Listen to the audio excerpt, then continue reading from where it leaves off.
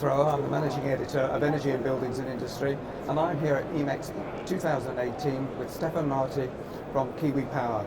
Hello, Stephan. Hey Mark, good to meet you. How's the show going so far? Very good, actually. It's been busy the last 2 days, and we're meeting customers, having interesting discussions.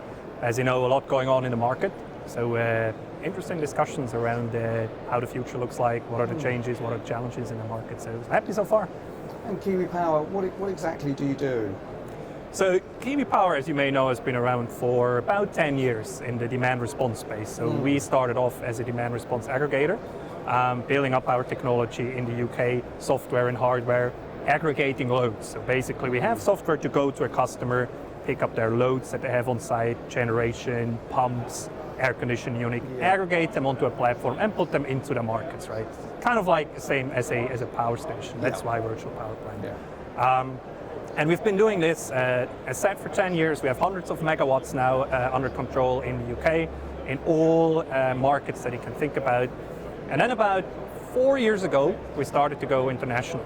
So we actually are quite active outside of the UK. We're in quite a few markets across Europe, and we also started to get into the energy storage space, which is a quite exciting space. So build up the foundations and now really in a big growth phase across geographical areas and also services we offer. And how do you see demand-side response developing in the UK? It's been slow to take off, although there's been a lot of interest in it. There is a lot of interest, right? It really depends how the business case ultimately works around it. But I think we have proven that if there is the right incentives, we can make it happen.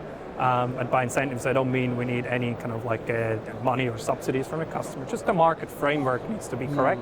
And then customers are very interested, and it's much more cost efficient to use demand response instead of building new generation. When you say the framework has to be correct, what has to be done to get that in place? Well, that's a big question, right? So I mean, capacity market is one that we just had last week, a big news around, which is obviously a key part of our business, not just ours, but it's a key part. So what's going to happen there? Access to markets is a key one. So National Grid has been improving the ways of demand response assets to get into the markets. There's still stuff to go on the balancing mechanism, for example, Project AIR. But overall, the access has been improved to the market. So this is good. We just need more, but it's good. Is it a question of educating end users as the possibilities of it? There's a certain amount of fear out there, I think, of doing something like this. It's an interesting question, right? So when we started, and we have a long perspective, as I said before, so when we started, it was a lot about educating the customers, right? And we're talking mainly commercial industrial customers. Nowadays, this is a bit easier to a certain degree because events like this has led to an education of the commercial industrial customers. So they know there is demand response, they know the services, they know what they can do, which makes it a bit easier, right? Then it goes more into like talking to them about what does this involve, right? And we're really, key for us is to go in and explain them, this is not affecting your operation, this is really non-essential loads. So whatever we do, we help the environment, we help you make some money as well, right? But we're not affecting your operation of your assets, and that's very important, but that is much better now than it used to be years ago, just because the industry is more mature. And is there a possibility of this spreading down to smaller businesses? It is happening, yes. It's really, and I get the question quite often, it's not a technical question, it's a commercial question, right? So it depends what size of load is still business-wise feasible, where the business case is right. So we're doing commercial industrial sites all the way down to like a few dozen kilowatts. You can go smaller, residential, we have pilots, and I think this will be a big market. At the moment it's a bit tricky, just commercial-wise, is that enough money in to really make it happen? Does that incentivize the customers enough? There is a lot of incentives around, I want to be green, I want to participate. That we see happening, so the early adopters, but the full financial push behind the residential market is not yet there, but will come in the future. Okay. And presumably battery storage is going to play quite a large part in the development of this market. Yes, absolutely. Where do you sit in battery storage? So we actually been in battery for 5 years, roughly. So we've been one of the very early players. We were in the Leighton Buzzard project with UKPN the 6 megawatts, where we learn how to make money with them. Is that the largest one in the UK? That was the largest when it was built. Right. Now it's not anymore with that kind of hype that has happened in battery installations. But we have done everything, right? So we have developed our own systems. Right. We manage systems. Yeah. We do very large front-of-the-meter systems, 25, 50 megawatt size. And we do smaller systems behind the meter on a customer site on the CNI level. So those are typically like 2, 4, 6 megawatt sizes, which is really, we think, where a lot of focus is, and the market is very interesting to go into. Okay, well, so what size business is that? For Kiwi? Yeah.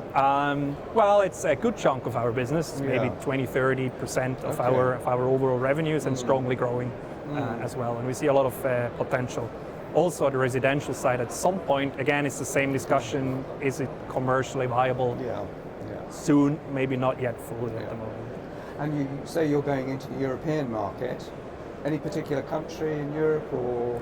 Absolutely, actually. So we're very active for many years already in Europe. So we're, for example, we're in France, Netherlands, Belgium, Switzerland, Germany, Denmark.